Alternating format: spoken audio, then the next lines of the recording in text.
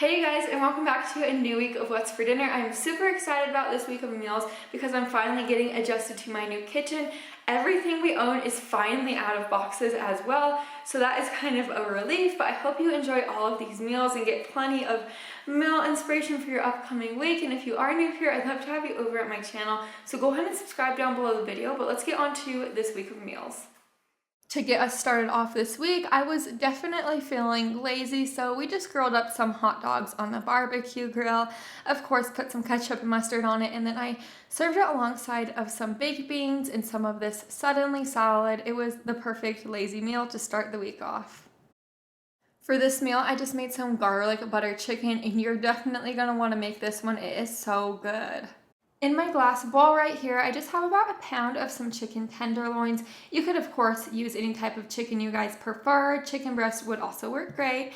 And then I'm just seasoning it with a little bit of some salt, pepper, and then some onion powder. Then I just stirred all of these seasonings together.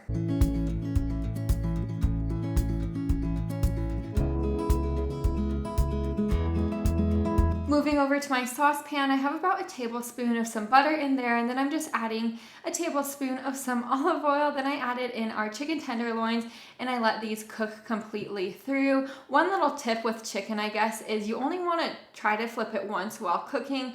Don't flip it back and forth, back and forth. It's just going to turn out better if you do it like that.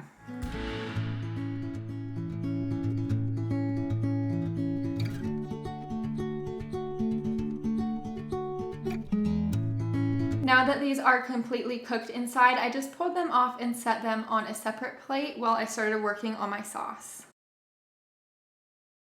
To begin on my sauce, I just have about 3 cloves of garlic that I'm just adding into that same pan. I did not remove any of the oils from that pan. They're still left there. I just stirred the garlic around until it became fragrant. Then you're just going to add in your chicken broth. I actually added in vegetable broth because that's what I had on hand.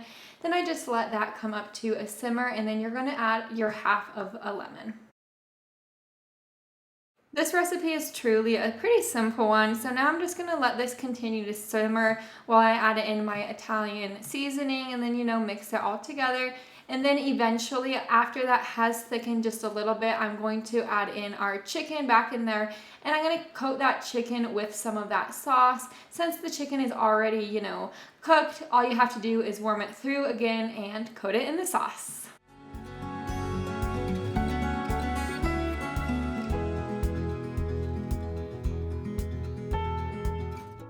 Here is my plate all plated up. This turned out so good. That chicken was extremely flavorful. Even my daughter loved it. She devoured this meal. I just served it on top of a bed of couscous and some steamed broccoli. For this meal, I just made some Italian sausage and onions. To get us started, I'm just slicing up 3 onions. I wanted to be upfront with you guys, so this recipe actually called for 2 bell peppers and 2 onions. Unfortunately, I just didn't have any bell peppers on hand, and my grocery store was closed by the time I went to make this. So to substitute the bell peppers, I just sliced up an extra onion. The second item you're going to be chopping up for this recipe is some basil. This is just 1/4 cup of some fresh basil. If you don't have a basil plant yet, I really do suggest it. I know I've said that before, but I guess I just love my basil plant. Moving over to my saucepan, I just have this sweet Italian sausage. This is a pound of sausage. And I'm just going to put this in here with a little bit of some olive oil and completely cook it through. If you've never tried sweet Italian sausage, I do suggest it. It really is one of my favorite sausages. I just think it has great flavor. But once that is completely cooked, I removed it to a separate plate. Over to my same saucepan, I did remove all of the grease from it. I added in a little bit more of some olive oil along with my Italian seasoning, my basil, and my garlic. I just pressed that garlic in there, and I kind of stirred it around for about 20 seconds, and then after that, I went ahead and added my broth. I wanted to mention on the side of the screen right there, I just have some potatoes boiling up for some mashed potatoes to pair with this dinner. Once I did bring this up to a simmer, I went ahead and added my petite diced tomatoes can. This is just about 15.5 ounces along with my tomato paste. That is about 2 tablespoons of that. I accidentally added the tomato paste, with basil and oregano, but despite that, this recipe still turned out good. It's kind of fail-proof in my opinion.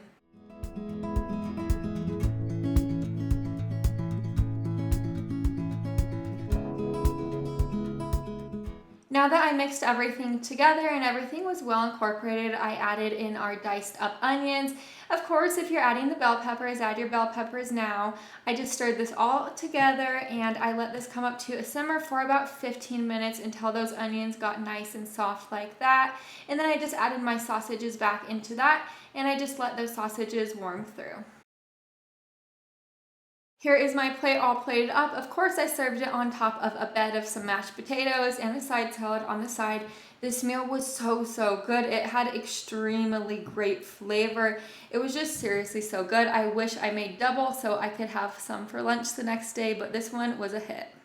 Okay, meatless meal friends, this one is for you. We are making some tacos. I actually got this recipe from a subscriber, so thank you so much for this recipe. To begin, we're going to start on our avocado lime sauce first. So into my blender, you could also use a food processor for this. I just added 2 avocados in with a half a bunch of cilantro. This is just the cilantro leaves. And then now at this point, I'm going to be squeezing in 3 limes.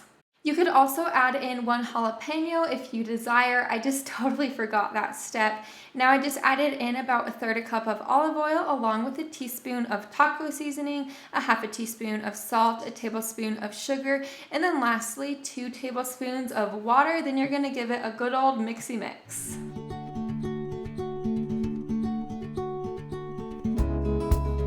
I just stored our avocado lime dressing in the fridge. Now we're going to start on our bean mixture. So into my saucepan, I just poured in about a tablespoon of some olive oil, along with about 3 to 4 cloves of garlic, along with our 2 teaspoons of taco seasoning, and then half a teaspoon of some onion powder. Then I just stirred this together for about 20 seconds.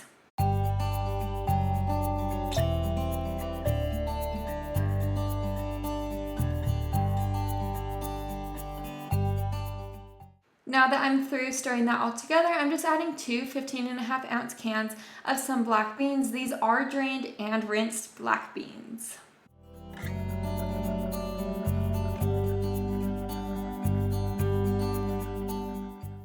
Now is the time I'm adding in about half a teaspoon of some salt along with our tomato sauce. This recipe actually called for 2/3 cup of tomato juice. I just didn't have tomato juice, so I added some tomato sauce instead and it turned out just fine.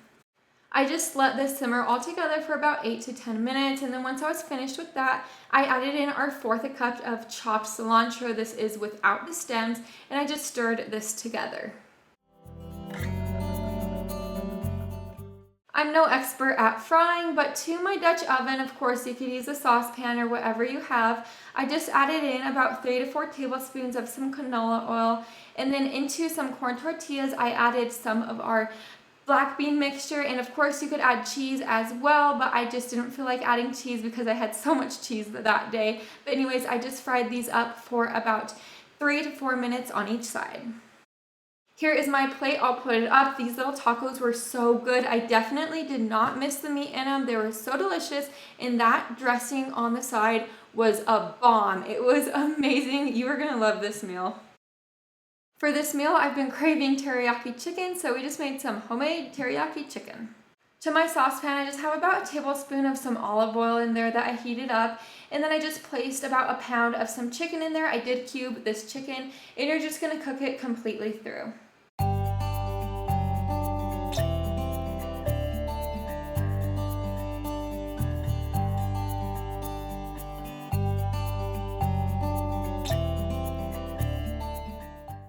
While the chicken is cooking, we're going to begin on our teriyaki sauce. So into this little bowl, I just added about half a cup of water along with a half a cup of some low sodium soy sauce.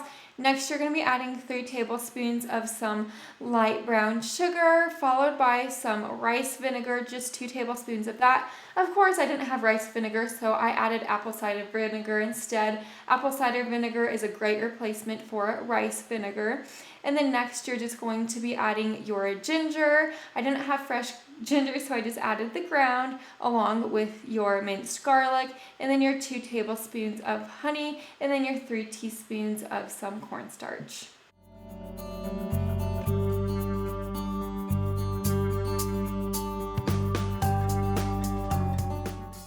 One thing I would have done differently in this recipe for next time is I would have added the cornstarch in the beginning with the water instead of adding it at the end like this. So what I did so that the cornstarch didn't just crumble into little balls is I made a little slurry on the side. It was just about a tablespoon of water along with our cornstarch. And then I put it in and then whisked it together, and it turned out perfect. Now that our chicken is completely cooked, I just poured that mixture in there. I just stirred it all together on a low heat until it began to thicken. One thing I did add is some green beans. These are already steamed green beans. You could add any type of vegetable and it would turn out great.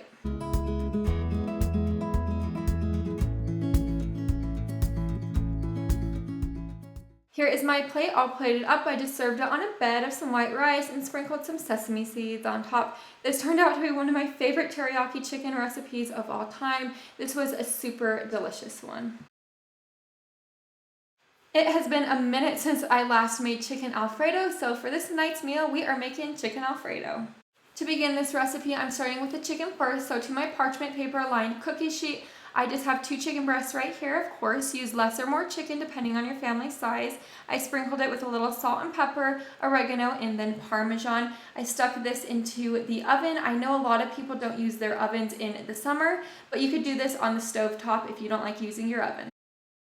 To begin on my Alfredo sauce, I just melted down 2 tablespoons of butter already, and then I'm adding in my cloves of garlic. Then you're just going to stir this together until your garlic becomes fragrant. Now that my garlic is fragrant, I'm going to be adding in my tablespoon of all-purpose flour. Then I'm going to be stirring this vigorously just because of the fact that it is very easy to burn your flour. Now I'm going to be adding in my heavy whipping cream. I'm going to be adding this in very slowly, and I'm going to be continuously whisking this until that heavy whipping cream is all in the pot.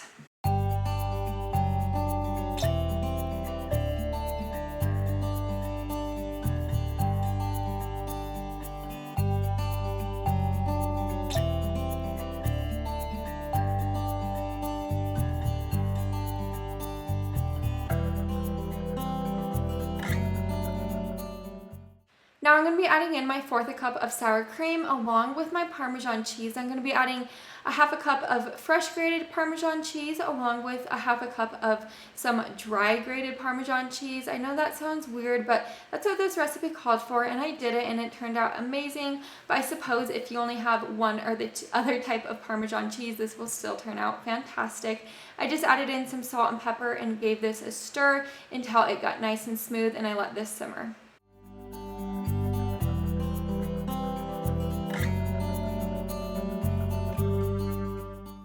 Now that my chicken is out of the oven, I just put it on this cutting board and sliced it up into small pieces.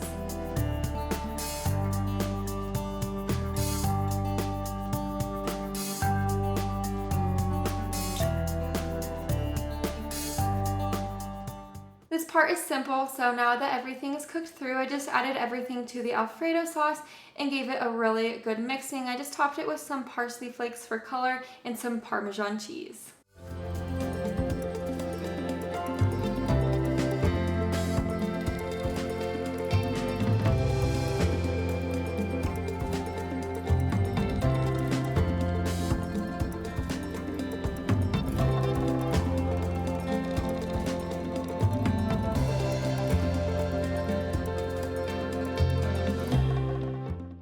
Here is my plate all plated up. This meal turned out fantastic. This is honestly my favorite fettuccine Alfredo recipe of my entire life. It is just that delicious. I really do suggest this recipe. It comes out great for leftovers the next day. I served it alongside of a side salad.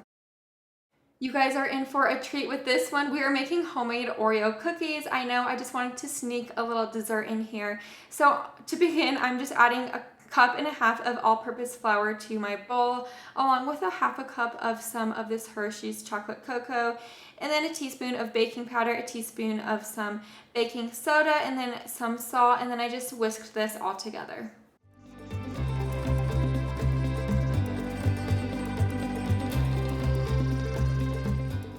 To my stand mixer, I just added in about half a cup of some butter along with a third cup of some sugar and then a fourth cup of brown sugar. I just mixed this all together until that butter was creamy.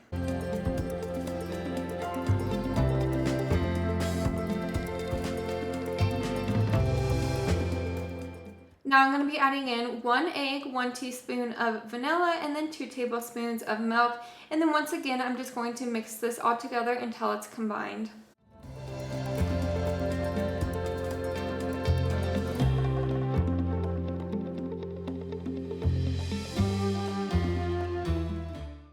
Now that everything is well combined, I'm going to be adding in our little floury chocolate mixture right there, and then of course I'm going to mix it again. It is going to look kind of like dry once it is completely mixed.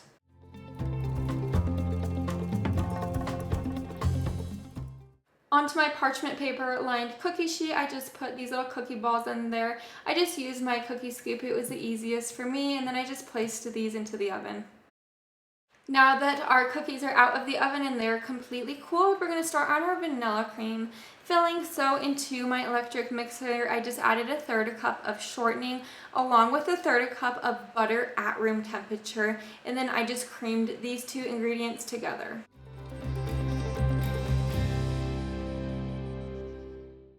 Now I'm just going to be adding 2 cups of powdered sugar, 1 teaspoon of vanilla, and then 1 to 2 tablespoons of some milk. I used whole milk. And then once again, you're just going to stir this all together, and that is it.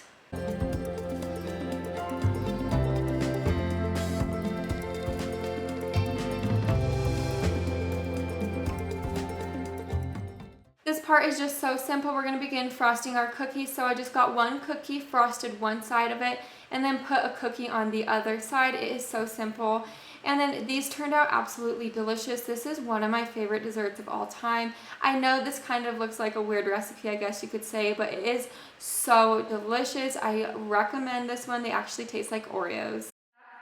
And that is a wrap of this week's What's for Dinner. I hope you guys all enjoyed it, got plenty of meal inspiration.